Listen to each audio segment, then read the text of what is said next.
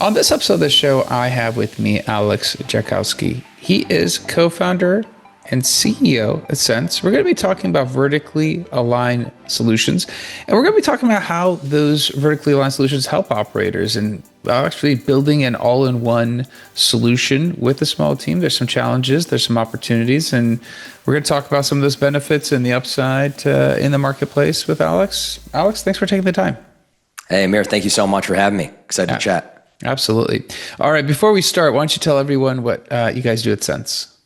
Yeah, absolutely. Sense is the leading all-in-one business management, payments, and hardware system for garment care and repair business owners. Our core product and initial focus was in the laundromat space, really trying to help business owners who own laundromats operate them, whether they're a new operator, single store, or an existing operator who's had a lot of industry experience and is growing multiple locations to grow, manage, and understand their business.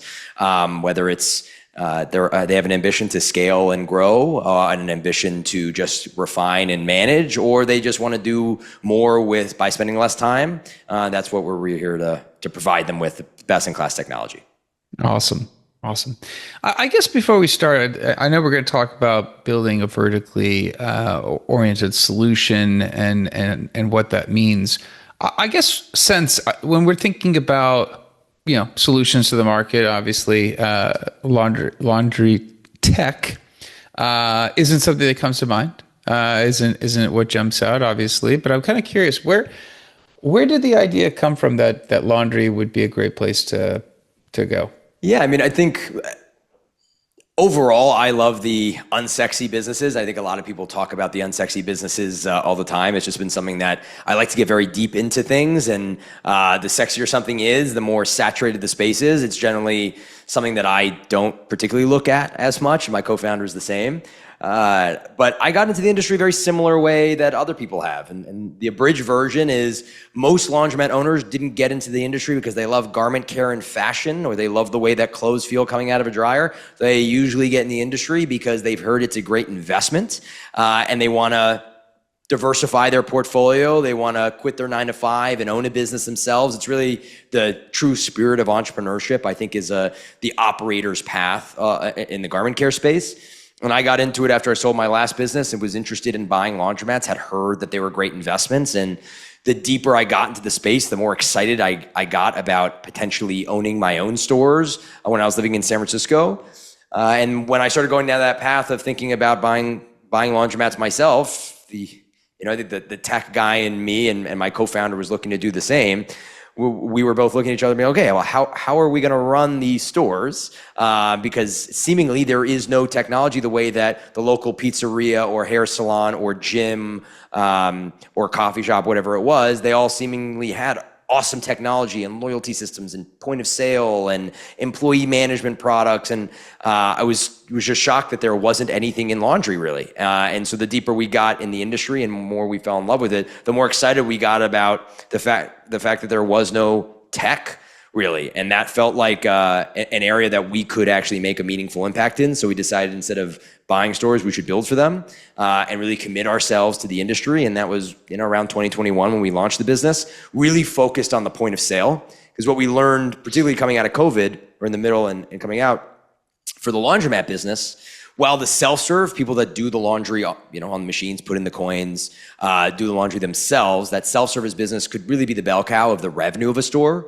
The concept of wash and fold, full service laundry, delivery, that more premium product, because of COVID, was, there was already growing and becoming, I'd say, more popular with consumers, but COVID really accelerated because people didn't want to stay in a store and do the laundry themselves. They were worried of, catching COVID. So they started dropping off laundry more often, and we saw the point of sale was a great software solution that would have a high sell-through rate, low implementation cost, and have an initial ability for us to deploy a product at a location, learn more, build that relationship with our early customers, and figure out what more can we build for them. So we started with the point of sale in 2021, and now in 2025, 4.5 years in, we really cover the gamut from point of sale to online ordering and logistics and driver fleet management and commercial laundry. And we built hardware that converts coin-operated laundry machines to pay by card and pay by phone, and employee management tools and AI phone systems, and the list goes on. So that's how we started and where we are. And it is the absolute treat and the craziest thing in the world to be powering close to 4,000, well over 10% of the industry in a very short amount of time, these 4,000 locations, and get to see our products in the wild used by real people. It's a lot of fun. Very cool. Very cool. I guess a couple things in there. One, obviously it doesn't sound like there's a whole lot of tech within the laundry space. So obviously what is there was probably to deal with the actual garments themselves. You've brought in a product that is working to bring some of those efficiencies seen in other industries, which makes a lot of sense. When you do, and it's interesting, so you're the second founder I've spoken to where we're talking about industries that are a little bit tech and antiquated or just absent of tech, right? I mean, you don't even know sometimes. I know up to a couple of years ago, the local laundromat, they did not have a payment system even in there. So quantum leaps. When you look at your stakeholders and you take to them this solution, this vision of, hey, let's change your world. A lot of them are owner operators. A lot of them have been doing something the same way for a long time.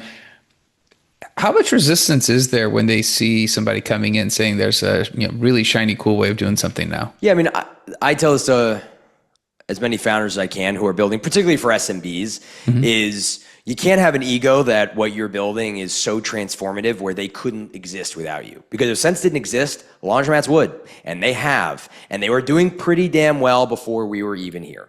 And so it's not, our initial sell, and I think it's still the same today, was not, hey, let's transform your business with technology. We're going to revolutionize what you have. Our whole thought was, first, let's digitize. Because when things are digital, you can access them more often, easier, visualize them faster, especially when you have multiple stores using disparate systems. So let's help you visualize and digitize your business. And from there, give you tools that present optionality. You can run your business the same way you've always been running it. Now it's digital. That's value for you. You can run your business the same way you were doing it, but instead of coins, you have a card system or a credit and debit card reader on machines. That's just optionality, and that's digitization. Once that's there, the optionality is what's revolutionary. The fact that they can actually look at doing things differently, add new revenue models, try things faster with lower cost, that is what becomes revolutionary. And a lot of what we're also selling operators is your time back and efficiency. So for example, we launched pickup and delivery and an online ordering system. A lot of operators had online ordering systems. It could just be a form that converts into an email, but guess what? That was working. But if you want to get into pickup and delivery, you have to buy a van, you have to hire a driver, there's gas, insurance, all these things. The first thing we launched was the gig economy integration. The first ever integration with Uber and DoorDash and Roadie and these third-party logistics companies where I no longer, as an operator, had to make six-figure investments into running a pickup and delivery business. And that was us saying, hey, we're just providing you the optionality. Would you like to try pickup and delivery? Well, you don't have to make a $100,000 bet anymore. You can just try it using our system. We're not trying to say if you don't, the pickup delivery is the most revolutionary thing you could ever do in your business. We're saying you now have the option to try something that could be great for you or maybe not be great for your market or not be great for your goals. But that's the role I think tech companies need to have, particularly with small business owners, is to let them grow the business the way they want to. And it's our job to work for them and to give them the options and the tools to grow it at their clip, at their speed, in the way that they want. Absolutely. I like that a lot. The notion of first getting things digitized so you can actually capture that data, and obviously the workflows and returning their time and different services. Out of curiosity, when you first started, and you owned, you obviously were going down the path of, investing in laundromats themselves. So obviously you had some depth in there. But when you first started the business, when you first launched Sense, what did you think the product roadmap offering would look like? Obviously, I know we're going to be talking about the vertical alignment of those solutions, but how far down did you really look down that path early on? Yeah, I mean, I'd say, I never bought stores myself, and a lot of the feedback I had gotten was, hey, if you buy stores, operators are going to think that you're trying to use their data to buy more of your stores. I was like, I would never do that, but let's just not even go there. Let's not give anybody an indication. But I think, look, building for small business owners, all you got to have is 2 ears. The innovative things, that takes a lot of creativity for sure. But I said this on another podcast recently, like innovation is an earned right in building SMB tech. Nobody works with you initially because you're innovative. They work with you because you work. The product is reliable and they don't have to be constantly battling. That was something that we struggled with in the beginning. We were trying to build very, very quickly and sell this big dream. And the lesson we learned is build something really damn good and make it reliable and simple. That will get you really far. And then once you've built the trust of the operator, you've been powering them, you've been working with them, and you've been in the industry for long enough, then you can start working on the innovative things. But you have to earn that. And so from a product roadmap perspective, I don't know how many stores my co-founder and I would walk into that we would try to run the counter for, that we would interview operators everywhere we go in the world. I was just in Europe and popping into as many laundromats as we can, talking to attendants and customers. And that's the sport. That's what's fun about it. And I think that my last business was all digital, and it was payment system for college campuses, but it was all e-com, and you don't get to see it in the real world in the same way that you get to see our products. And so it's actually fun going into these stores and talking to these operators, and especially the early days. It's such a fascinating, unique industry with a lot of history and a lot of critical importance within a community. So in the beginning, I think our roadmap is like pretty damn similar to what it is today. And the joke we make internally, it's like that scene in Silicon Valley, the TV show where the guy he microdoses acid and LSD to think about what the new internet is going to look like. Like, we don't need to do that. All you got to do is get a coffee with an operator and ask them, what are they struggling with and what tools do they wish they had and how are they running their business today? And a good product team, and my co-founder, chief product officer that leads that, can build a pretty remarkable roadmap by just listening. And so, again, you got to take the ego out of it. We're not the smartest people in the room. We just care deeply about the industry and feel like there's a big opportunity to build good tech here. And so usually the products that are the best are the ones with the best listeners and obviously the best executors. Absolutely. I love that. I guess, bringing the digitization, earn that right to bring the innovation later. I love that. When you're looking to build for the SMB, you're trying to build this all in one, right? You mentioned building with a small team. Obviously, there are some more challenges. Obviously, smaller team, more challenges. What were some of those challenges that you guys had to face with a leaner team trying to build something more vertically integrated? I think what we started with a lean team. Then after we raised our Series A, we had a pretty sizable engineering team, some offshore, in-house, et cetera. And we actually struggled a little bit more, especially early on at least, with more people, because we got really ambitious and tried to build a hell of a lot very quickly. And I think we were more concerned on the breadth of solutions versus the depth and their quality. And so, done well. Look, the risk of a big team is you have a lot of people doing things, requires really good management, really good quality assurance on in every department. The problem with a small team is you don't have as many resources to accomplish as many of your goals, but you have to be a lot more deliberate. So I think on what we've done well by being lean is not only can we be really deliberate in terms of, we have to be really deliberate in terms of all the products that we deploy and the areas that we make our investments. And it ends up delivering a much higher quality because we're being more concentrated, more thoughtful in what we're rolling out or the decisions we're making. The challenge is you have more bottlenecks, right? You have more single sources of failure. And when one person takes PTO, which we always are really happy that people get to recharge, spend time doing the things they love, all of that.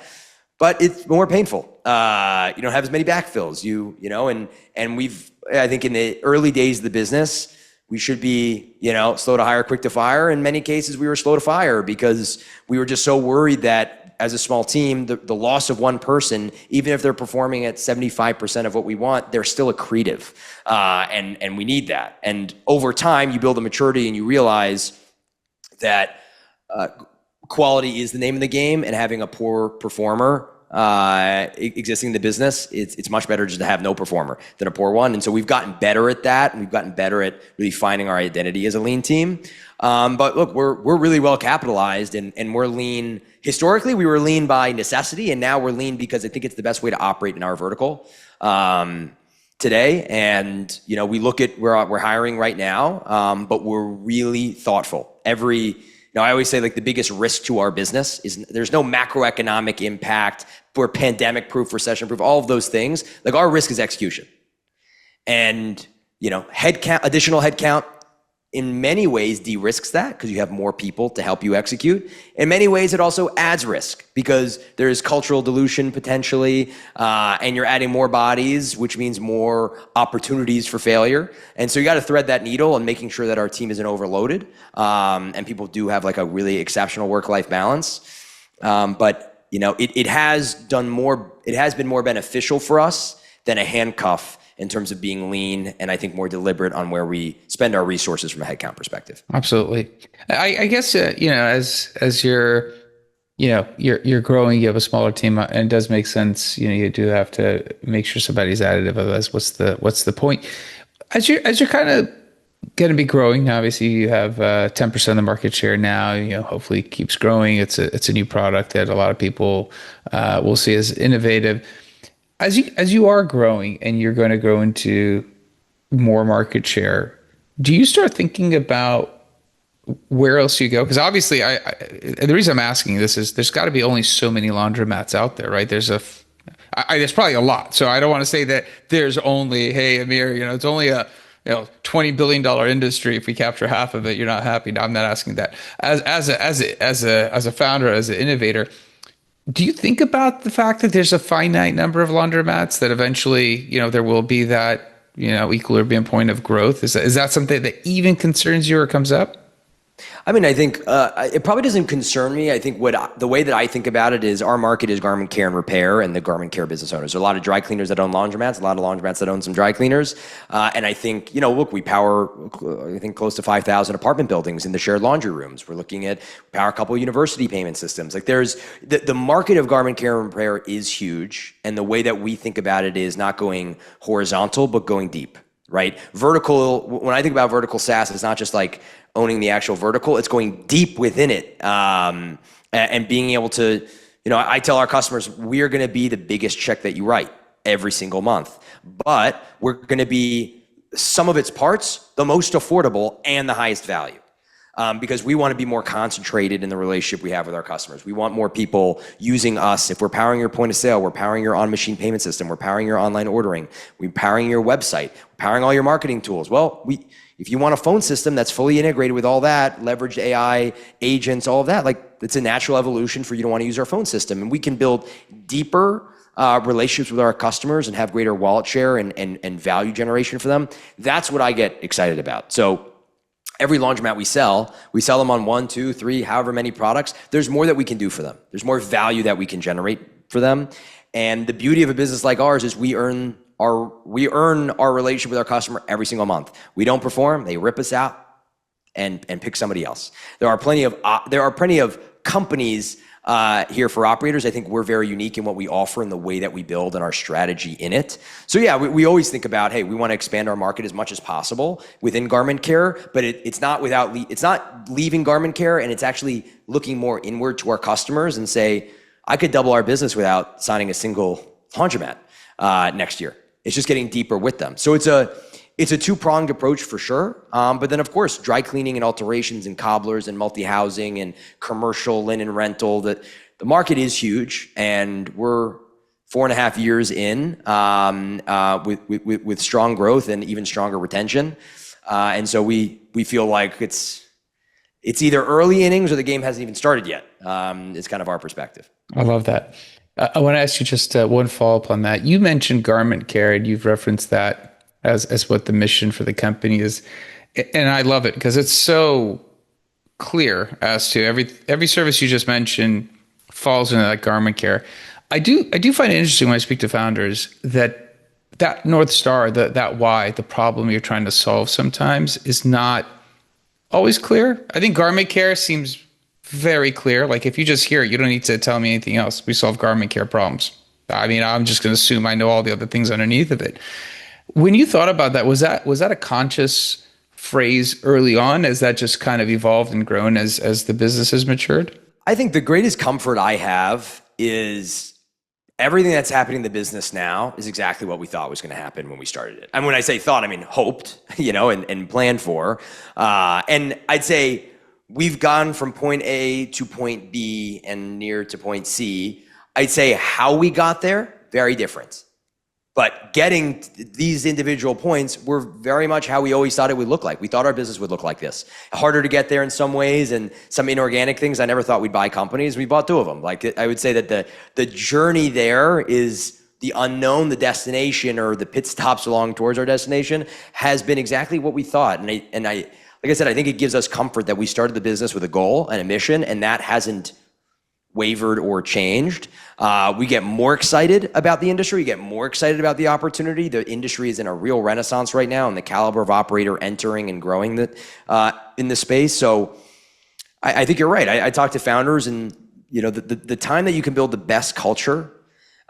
We have 99% employee retention. Like the ability to build a great culture, to stay lean, and to accelerate your growth is when you are universally aligned in what you are trying to accomplish from day one to day 1200, or wherever you are in the journey. Like that unwavering line is what can anchor your culture and making sure and make sure that your team is actually rowing the same direction without huge amounts of management infrastructure. We have like I wouldn't say flat, but like pretty marginally inclined kind of management and corporate structure, because everybody knows we're rowing in the same direction. It's very clear. We feel a lot of alignment together in what needs to happen for our business to succeed, and more importantly, what needs to happen for our customers to succeed using our product.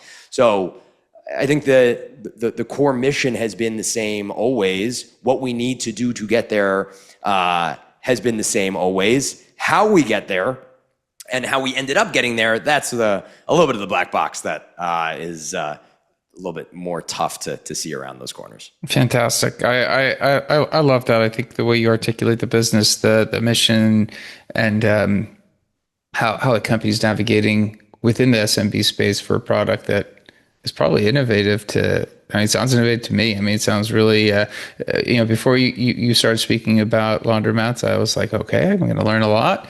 Now I'm like, this is game changer for people. Like you are bringing a change for people that will allow them to think about different models, different ways of getting their time back, owner operators being able to grow without that overhead. So that's a phenomenal impact on industry. That's awesome, man.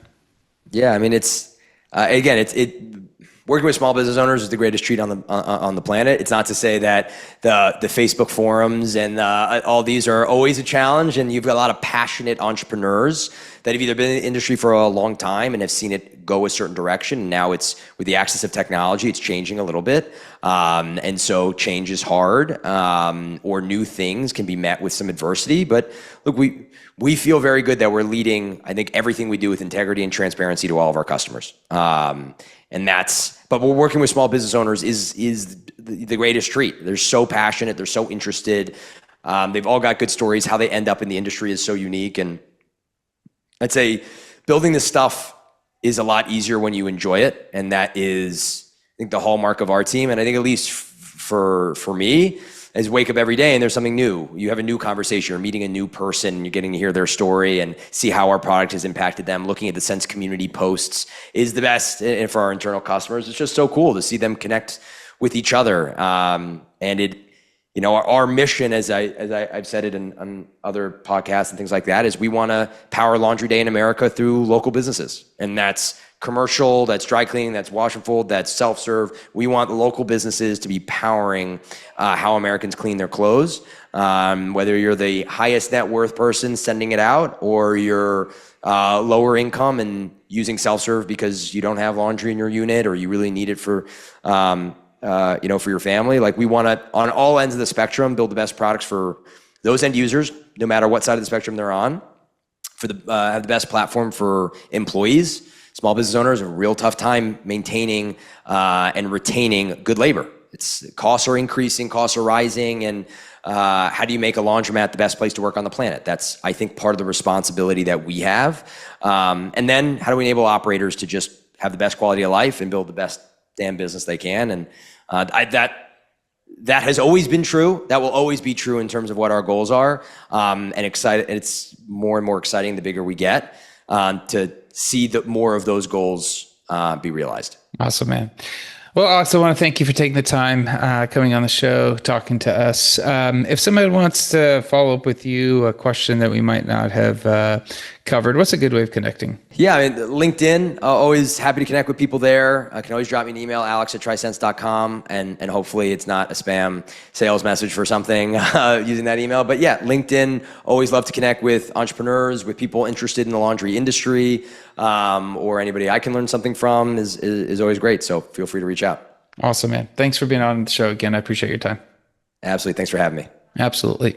That's it for this show. We'll be back again, different guests, different topic. Until then, two things. One, I think Alex talked to us about a massive impact he's having on an industry that was not as sexy as other people might see. And he's built a phenomenal service offering, vertically aligned, and helping operators in ways that they might not actually be able to understand until Alex shows up and gives them the power of the light. And I think that's awesome because these impacts are big, and I love telling these stories. So share this story with somebody else who might like to listen to it and learn from it. Also, like, subscribe, comment. Let me know how the show's going for you. Until next time, thank you and goodbye.